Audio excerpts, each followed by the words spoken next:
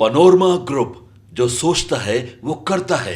आपके अपने सपनों इस प्रकार से प्रत्येक भारतवासी को योगदान देना चाहिए, जिसने राष्ट्र निर्माण में किस प्रकार से प्रत्येक भारतवासी को योगदान देना चाहिए, किस प्रकार से जन जन तक संवैधानिक मूल्य पहुंचे, उसका जिम्मा उठाया और इंडिया की फ्रीडम मूवमेंट में बढ़ चढ़कर हिस्सा लिया।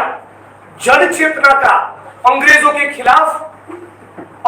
खिलाफ एक जबरदस्त जन चेतना, जन विद्रोह भारत भूमि में निर्माण हो, उसके लिए एक नींव तैयार की, वो था नेशनल हेराल्ड। आज उस नेशनल हेराल्ड के मामले में एक सोची समझी साजिश षड्यंत्र के तहत सन्माननीय सोनिया जी, राहुल जी और पूरे कांग्रेस परिवार को वो लोग बदनाम करना चाहते हैं। मामला बहुत साफ है। ये जो एजेएल कंपनी, जिसके तहत मीडिया के पब्लिकेशंस चलते थे इंक्लूडिंग नेशनल हेराल्ड, उस एजेएल कंपनी का मकसद मुनाफा कमाना नहीं था, जनमानस तैयार करना था। क्रांति के लिए, विद्रोह के लिए, अंग्रेजों को भारत भूमि से खदेड़ने के लिए मुल्क की जनता को तैयार किया जाए, ये उसका मकसद था, मुनाफा कमाना नहीं। चूंकि मुनाफा कमाना उनका मकसद कभी नहीं रहा, नेशनल हेराल्ड का और एजीएल का, एसोसिएटेड जर्नल्स लिमिटेड का, तो वो जिस प्रकार से व्यापार वाणिज्य होना चाहिए, जिस प्रकार से प्रॉफिट करना चाहिए, वो नहीं कर पाए। बहुत बार ऐसा हुआ कि अपने कर्मचारी किसी को वीआरएस लेना है तो उसके पैसे भी नहीं देते थे। पीएफ और ग्रेजुएटी के पैसों का भुगतान का भी कभी कभी दिक्कत रहता था, सैलरी नहीं कर पाते थे। तो इस परिस्थिति को देखते हुए एक कंपनी का गठन हुआ, यंग इंडियन, और इन्होंने ज्यादातर एजीएल के शेयर खरीदे और कांग्रेस पार्टी ने 2002 से, यदि मैं गलत नहीं तो 2002 से 2012 के भीतर अलग अलग समय पर अलग अलग किस्तों में कम से कम 90 करोड़ का आर्थिक सपोर्ट किया, धनराशि दी, करीब करीब 90 करोड़ की लोन दी। एजीएल से कांग्रेस पार्टी ने या यंग इंडियन ने कमाई नहीं की, कमाई हो ही नहीं सकती। कंपनीज एक्ट की सेक्शन 8 के तहत यंग इंडिया एक नॉन प्रॉफिट एंटिटी है। यह सरासर आरएसएस, भाजपा के लोग और भाजपा से लगातार जो चंदा खा रहे हैं, ऐसे मीडिया की कुछ भोंपू मनगढ़ंत बातें फैला रहे, हमारे लोगों का ध्यान मुद्दों से भटका रहे। सम्माननीय राहुल जी कांग्रेस पार्टी की छवि को धूमिल करने की कोशिश कर रहे हैं। तो झारखंड की भूमि से इस पत्रकार परिषद में मैं इस बात को स्पष्ट करना चाहता हूं, एजीएल की संपत्ति आज भी केवल और केवल और केवल एजीएल की ही है, उसमें यंग इंडिया का कोई हिस्सा नहीं। यंग इंडियन केवल उसमें स्टेक होल्डर है, उसका मालिक नहीं।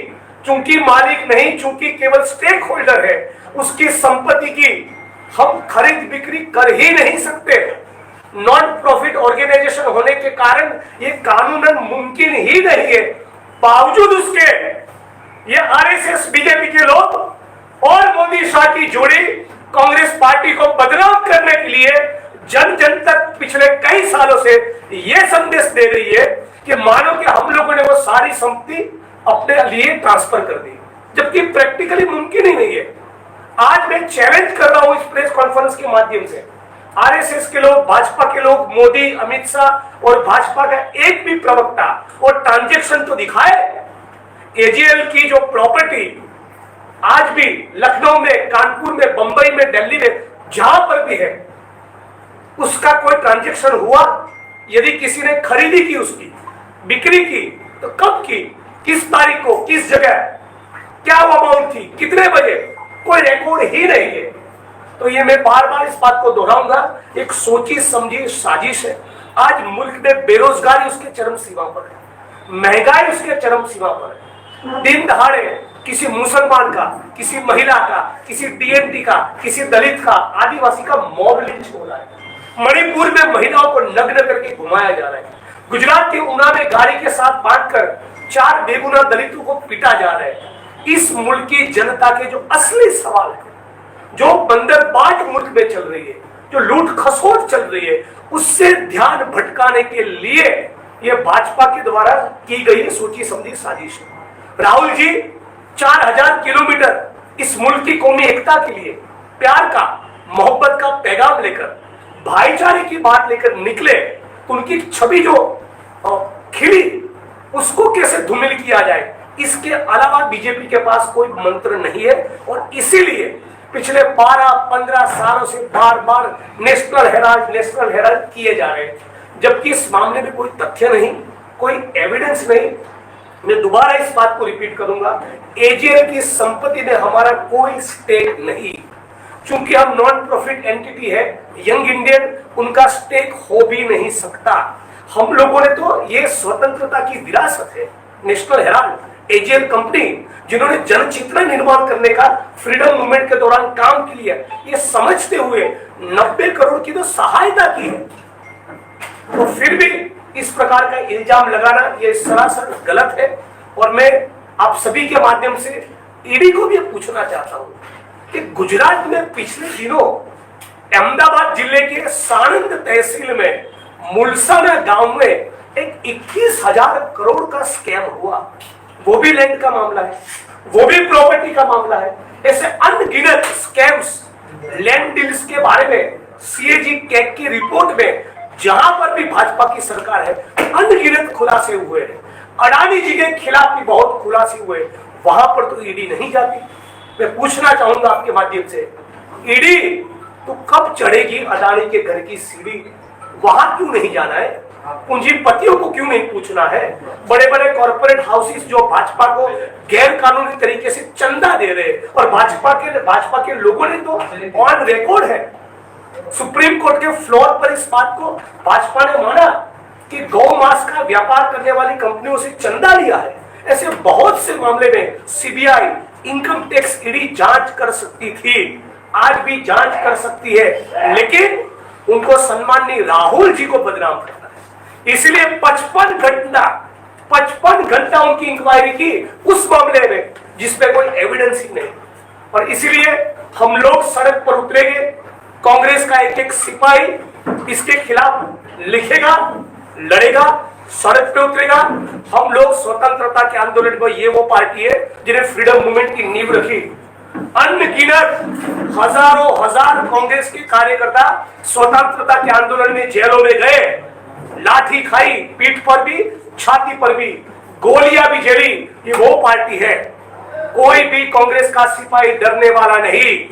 मोदी जी को, अमित शाह को, मोहन भागवत को, आरएसएस को, सीबीआई को, इनकम टैक्स को, ईडी को जो उखाड़ना है उखाड़ ले, हमारे हौसले पस्त नहीं होंगे। ये फर्जी मामला है, पूरे मुल्क में हम जन जन तक इस बात को पहुंचाएंगे। आज जो मैं आपके बीच में ये बात रख रहा हूं, झारखंड की धरती से, इसी वक्त 60 से ज्यादा तहसीलों में, जिलों में और शहरों में इसी मामले में एक प्रेस कॉन्फ्रेंस हो चुकी है।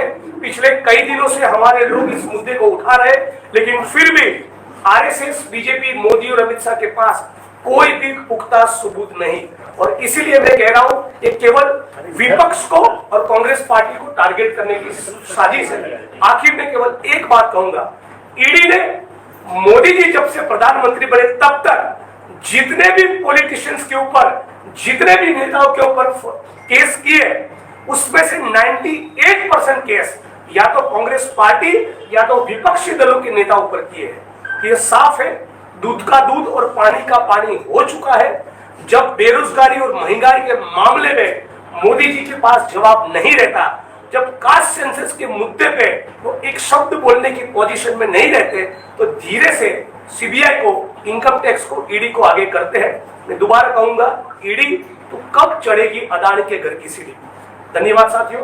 आपके कुछ सवाल है तो मैं लाना चाहूंगा करके दूसरे भी हमारे साथ जो इनिशियल जो एलिगेशन है, जो एजीएल जो यंग इंडिया ने एजीएल की संपत्तियां खरीदी ही नहीं, वही कह रहा हूँ, उसका कोई एविडेंस दिखाए? आरोप है, मतलब 50 एजीएल की प्रॉपर्टी अपनी जगह पर इंटेक्ट है, उनकी फंक्शनिंग उनका जो ऑपरेशन है आज भी स्वतंत्र रूप से चल रहा है। उनके खुद के पब्लिकेशंस भी है, उनकी खुद की प्रॉपर्टी है। इसके साथ यंग इंडियन को जोड़ ही नहीं सकते, हम तो केवल स्टेक होल्डर है। That's all। आखिर जावेद आर्क में कैसे स्टेक होल्डर बन गए? 2000 करोड़ कंपनी केवल अभी बन सकते हैं ना। जब भी किसी के ऊपर डेब्ट होती है, ऋण होता है, तो ऋण मुक्ति के लिए आप उसमें इक्विटी का भागीदार बन सकते हैं, कानूनन चीज है। 2000 करोड़ की संपत्ति है, उसका एसेट है, वो है ही नहीं। इनकम टैक्स डिपार्टमेंट कहता है 413 करोड़ की संपत्ति है। कभी 1800 करोड़ का आंकड़ा देते हैं, कभी 2000 करोड़ का देते हैं, कभी 5000 करोड़ का देता है, जबकि इनकम टैक्स डिपार्टमेंट ने ये कहा है ये 413 करोड़ की संपत्ति है। लेकिन सवाल ये नहीं 413 करोड़ की हो, 40,000 करोड़ की हो, उस संपत्ति की खरीद बिक्री हुई ही नहीं। चार्जशीट में नाम है, अगर गिरफ्तारी का मामला था फिर आप लोग चार्जशीट में तो मेरा भी नाम है बहुत से मामले में। एक ट्वीट किया था मोदी जी के खिलाफ, गुजरात में बैठा था सर्किट हाउस में, 2500 किलोमीटर आसाम की पुलिस ने जेल में डाला। बगल में महिला पुलिस को बिठाकर उससे मॉलेस्टेशन से केस करवाया। एफआईआर और चार्जशीट तो होती रहती है, उससे हमारे हौसले हिलेंगे नहीं। जो भी है सड़क पर उतरेंगे, लड़ाई लड़ेंगे, कानूनी लड़ाई भी लड़ेंगे, सड़क पर भी लड़ेंगे।